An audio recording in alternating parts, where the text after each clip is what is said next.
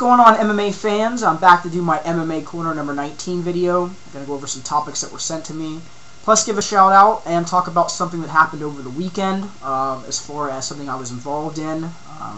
I kind of mentioned it in one of my last videos, but I'm going to put the link up to that. So let's get right down to this. First topic was sent from Nick2323232323. Wanted me to talk about after Lesnar, who is next in line for a title shot, who gives Lesnar the most problems. Right now it looks like Shane Carwin and Gabriel Gonzaga, that fight is really the #1 contender fight. Congo is right there. He still needs another fight, though, I think, in order to get into line for a title shot. Carwin poses some interesting problems. He's got a good wrestling base, good hands. His submissions, as far as his grappling is concerned, are not the best. I have heard from the grapevine, and I have seen some videos where he does, show some grappling techniques. He has them, but he still just hasn't improved on them. Gonzaga, I think, as far as grappling is concerned, has the best chance. He's never really been good off of his back. He's the best when he's on top. His top game, as far as his jiu-jitsu is concerned, he's got an excellent top game. And like I said about Congo, he really needs to get another fight before you can really even talk about him being in line for a title. So hopefully that sheds some light on that topic. My pick, though, I'm not going to give that out of who I think would beat Lesnar or who has the best chance. Both Carwin and Gonzaga have their pose their different problems to Lesnar. It really is left up to interpretation and how you look at it as well. So thanks for the topic. Next topic was from aliensexfiend. Wanted me to talk about Dan Quinn. If you haven't seen this guy, I'm going to really not talk too much about him. I've seen some videos on this guy. He kind of reminds me of Tank Abbott when he talks. He kind of goes out into left field.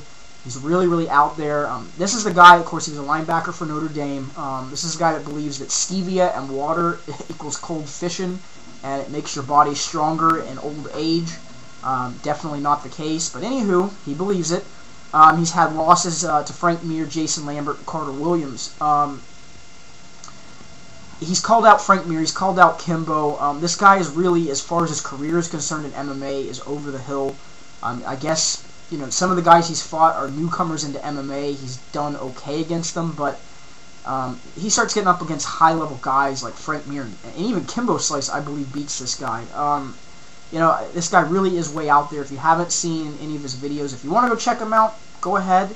I don't know really if it would be, I guess, necessarily worth your time, and I don't mean that in a disrespectful manner. It's just because really this guy is, I think, out as a publicity stunt for himself. At this point of his age and what he talks about, he really is out there.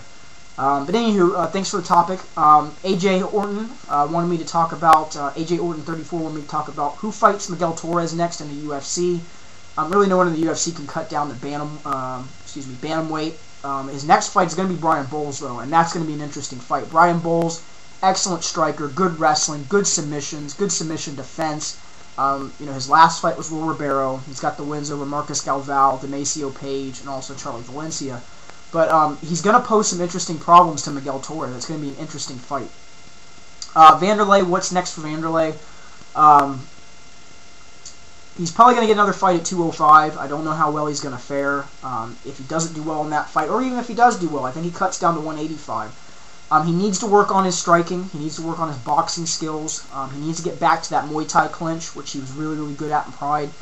His boxing skills, and a lot of people have brought this up, and it really is true. When you start getting up against these guys like Rampage, guys like Rashad Evans, trying to think of other really, really talented strikers in not only 205 but 185. Rich Franklin, Dan Henderson gave him some problems in Pride at Pride 33.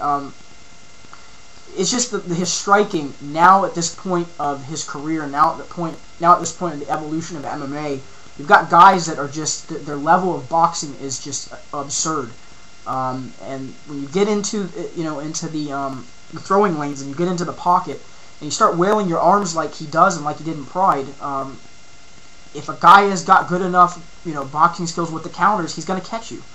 Vanderlei was able to, in Pride, to move forward on guys and catch them off guard and get them really off of their footwork and beat them that way with his striking. But now you see that with guys like Chuck, guys like Rampage. He has problems in the pocket. So Hopefully, he looks good in his next fight. I do see him moving down to 185, though. UltimateHibz wanted me to talk about what does athleticism mean? What does it mean when a fighter has athleticism? I've kind of talked about this before,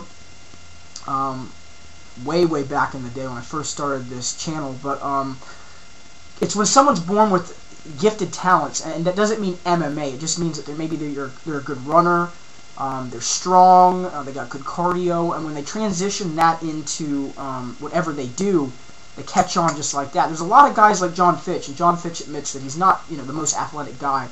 He came into MMA and had to learn everything, and he's good at one thing. You look at George St. Pierre. George St. Pierre is good at not just one thing, but multiple things. And he's got the best takedown defense in MMA, and he's not even, had the best wrestling base as far as college and even high school. Look at what he did to Josh Koscheck, who's a Division I NCAA wrestler. I mean, that just goes to show the athleticism of George St. Pierre. That's what athleticism means. He was born with these gifted talents. Kind of like the Russian experiment, if you will. Kind of like what Matt Serra said about GSP. But that's what athleticism means. It's you're born with these gifts, and when you transition it into something, whether it be football or MMA or baseball or hockey, you're the best at what you do. So, real quick, Crazy JMS 599 Impulse 316420 does videos on YouTube. Check his videos out if you haven't seen them. Zorzam1, Metal Dude Buff 92, and Devin Massacre, who's the MMA professor. I'm going to get to your topics on the next MMA Corner. School's getting crazy. I'm going to do it sometime next week. I don't know what day I'll have it up, just like I said, because school's getting nuts right now. Leave me some ideas, some topics for my next MMA Corner video. Probably not the next one, but the one coming up after that. Things you want me to talk about, I'll be more than happy to cover them. I do these videos for the watcher and the subscriber. Real quick, give a shout out to Evan, who used to be the UFCKid. He's now on a new channel, www.youtube.com/MMA Insight. I'm going to put the link over on this side to his YouTube channel. Check it out. Does good videos, good insight. He's very knowledgeable. Also, I'm going to put a link up on this side as well to the MMA Fix podcast that I was involved with on Sunday. It was a great show. Turned out very, very well.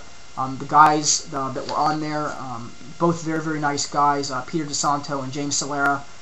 Shout out to both of those guys. They did a good job. And I look forward to being on the show again in the future as a guest from time to time. So check that podcast out. It was a really, really good one. Make sure you check out their Facebook page as well. If you have Facebook, make sure you jump on there and add them as a friend.